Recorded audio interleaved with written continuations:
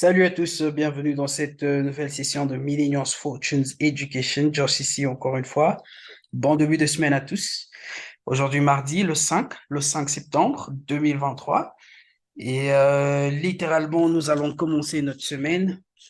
Vous allez remarquer qu'hier, lundi, on n'a pas eu notre session du lundi, ok? Bien sûr, parce qu'il y avait quasiment le Labor Day aux États-Unis et au Canada. Donc, le marché était plutôt lent, ok? Et raison pour laquelle hier nous n'avons pas eu, bien sûr, notre session du lundi. Mais néanmoins, nous y voilà. Nous sommes de retour et nous allons jeter un coup d'œil sur le calendrier économique, voir qu'est-ce qui nous attend la semaine. Et juste après, transitionner sur notre MetaTrader où nous allons bien sûr parler de cinq paires. Si c'est votre toute première fois de nous rejoindre, n'hésitez pas de cliquer dans le coin bas droit de votre écran, ok, sur la petite cloche de notification pour tout le temps être notifié à chaque fois que nous avons une nouvelle vidéo mise en ligne. Et bien sûr, sans oublier de vous abonner. Sans plus tarder, on va y aller. On va commencer avec la journée du lundi qui était hier, ok? Bien sûr, cette journée est déjà passée, ok? On ne va pas trop se focaliser dessus. On a eu le Labor Day. Au Canada et aux États-Unis, c'était un jour férié. Raison pour laquelle hier, vous n'avez pas vu trop de mouvements sur le marché. On a eu le GDP sur le franc suisse.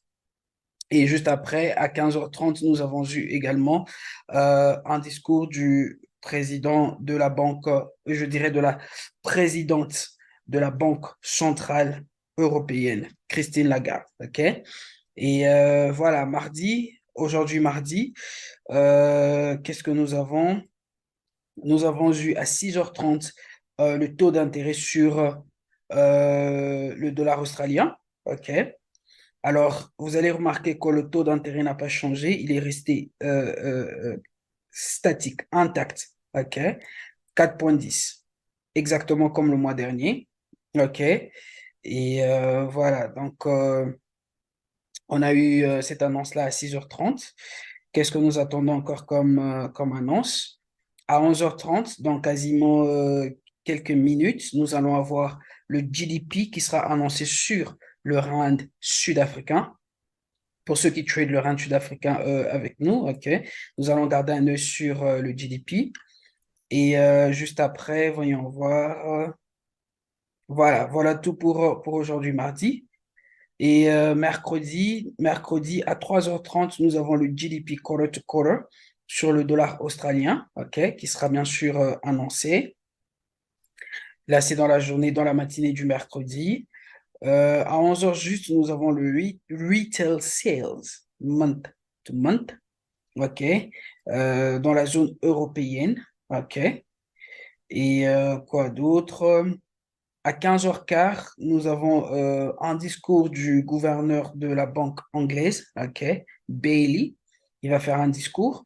Et à 16h juste, nous avons le taux d'intérêt qui sera annoncé par la banque canadienne sur le dollar canadien. Très, très important. On va garder un œil dessus, OK? Et bien sûr, à la même heure, nous avons le Manufacturing PMI, OK, sur le dollar américain. Et à 17h05, nous avons bien sûr un discours du gouverneur de la banque, de la Reserve Bank australienne. OK? Donc, voilà pour mercredi. Donc, ça sera une journée assez mouvementée avec des annonces. OK? Le mercredi. Dans la journée du jeudi, qu'est-ce que nous avons? Dans la journée du jeudi, jusque-là, il n'y a pas grand-chose. Voilà.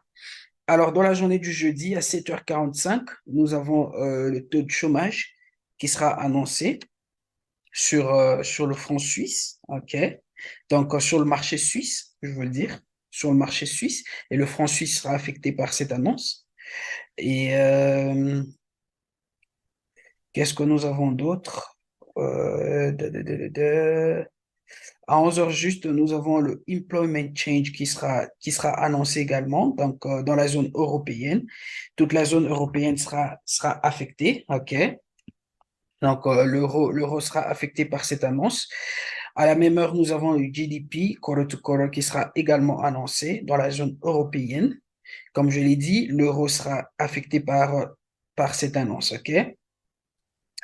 Et juste après, nous avons à 16 heures juste le IVPMI.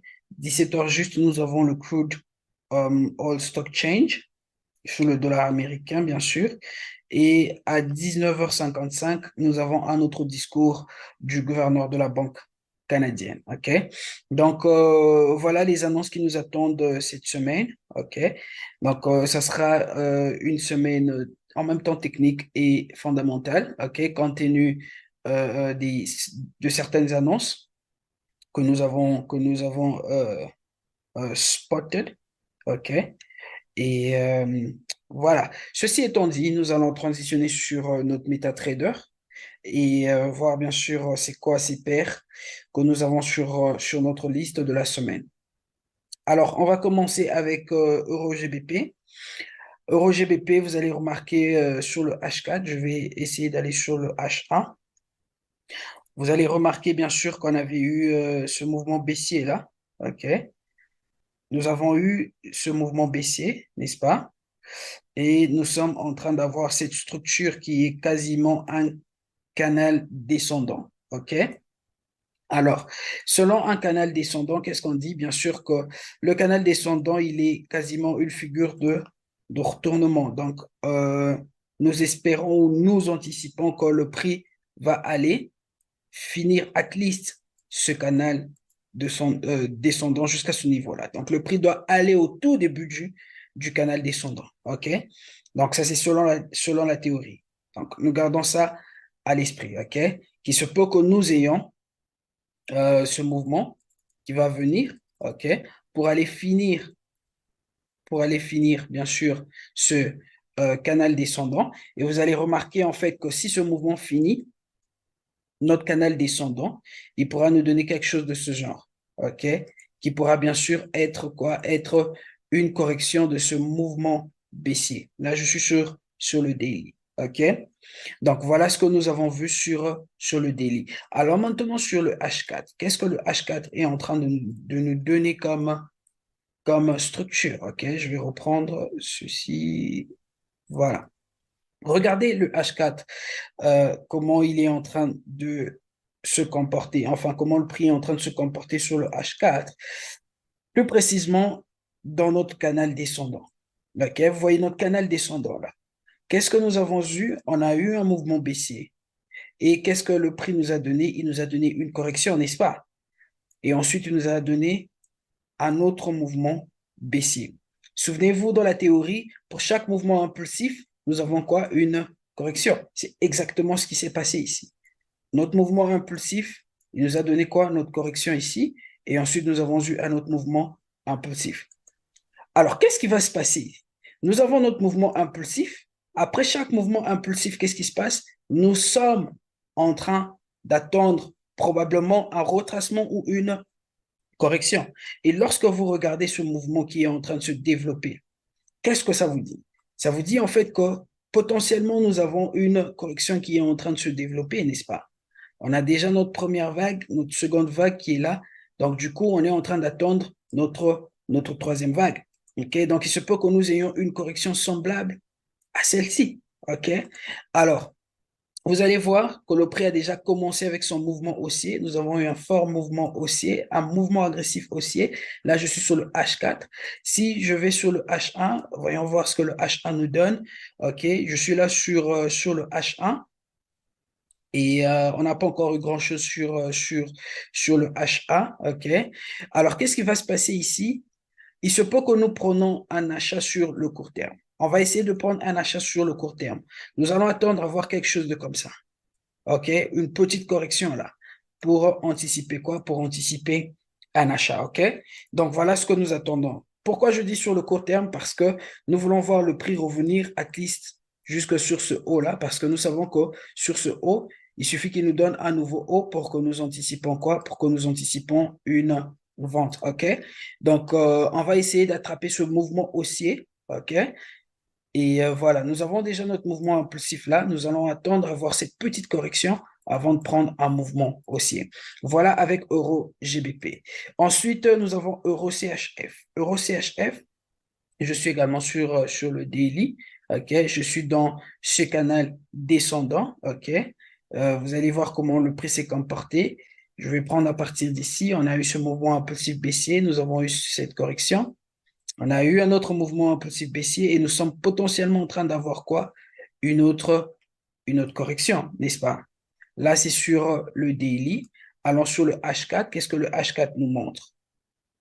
Alors, sur le H4, bien sûr, c'est un mouvement plutôt clair. On a eu notre première vague, notre seconde vague là, et bien sûr, on est en train d'attendre d'avoir notre troisième vague. Mais vous allez remarquer sur cette troisième vague, le prix n'est pas allé agressivement à la hausse, mais il est allé de façon structurelle.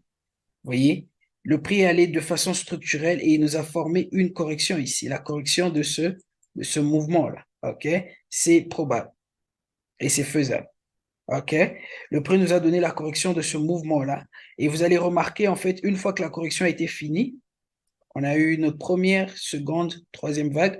La correction a été complète et nous avons eu, bien sûr, cet autre mouvement baissier. Et regardez maintenant ce qui est en train de se passer après. OK? Regardez ce qui est en train de se passer après. Le prix est encore en train de nous donner quoi? Une autre correction, la correction de ce mouvement impulsif. Vous voyez? Donc, qu'est-ce qui va se passer? Je vais aller sur le H1 pour que ça soit plus clair. Qu'est-ce qui va se passer ici? Nous allons attendre seulement que le prix reparte à la hausse, qui nous donne un haut plus haut que ce point, OK? Pour que nous puissions anticiper quoi? Anticiper une vente jusque là. Vous voyez cette zone, le début de ce canal, ce sera là notre cible. OK? Donc, voilà, avec Euro CHF, très simple comme mouvement, attendant que le prix, bien sûr, nous donne ce mouvement haussier là qui va break cette zone et ensuite nous allons anticiper une vente. Voilà avec Euro CHF. Ensuite, nous avons GBP CHF. GBP CHF également très simple comme mouvement. Quand je vais sur le H4, excusez-moi. Voilà, je vais faire ceci. Sur le H4, vous allez remarquer en fait que nous sommes toujours en train de trade dans cette correction. OK?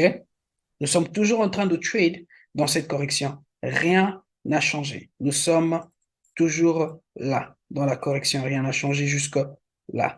Alors, qu'est-ce qui se passe dans cette correction? Vous allez remarquer que le prix, OK, on a eu notre mouvement baissier, on a eu la vague qu'on voulait voir, notre seconde et notre troisième qui nous a donné un haut plus haut. Et je me rappelle, on avait pris ce trade avec la majorité d'entre vous. OK, on avait pris ce mouvement baissier là. OK. Alors, vous allez remarquer que le prix est allé à la baisse. Et pendant qu'il est allé à la baisse, il nous a donné ceci là comme mouvement. Il nous a donné un canal descendant. Ce qui nous avait indiqué que potentiellement, on aurait quoi? Ce mouvement haussier là. N'est-ce pas? Alors, regardez ce mouvement haussier, comment il est venu. Il est venu de façon agressive, on est d'accord. Et regardez ce qui est en train de se passer après. Qu'est-ce que nous sommes en train d'avoir? Nous sommes en train d'avoir une correction. Qu'est-ce que ceci nous indique? Ça nous indique en fait qu'il se peut que nous ayons un autre mouvement impulsif de ce genre. Donc, il se peut que le prix revienne sur cette zone. OK? Alors, du coup, qu'est-ce que nous allons faire? Nous allons attendre que le prix nous donne, bien sûr, ce mouvement haussier qui va nous donner un haut plus haut que le précédent, plus haut que celui-là, pour anticiper quoi? Une vente, n'est-ce pas? Mais en attendant la vente, qu'est-ce que nous allons faire? Je vais sur le H1, nous allons prendre un achat. Nous allons profiter de ce mouvement haussier-là. Nous allons prendre un achat. Pourquoi? Parce que nous avons déjà une correction complète. OK? On a déjà un cycle là. On a eu notre mouvement haussier. Nous avons eu notre correction complète qui nous a donné bien sûr un bas plus bas que le précédent. Et nous sommes maintenant en train d'attendre d'avoir ce mouvement haussier.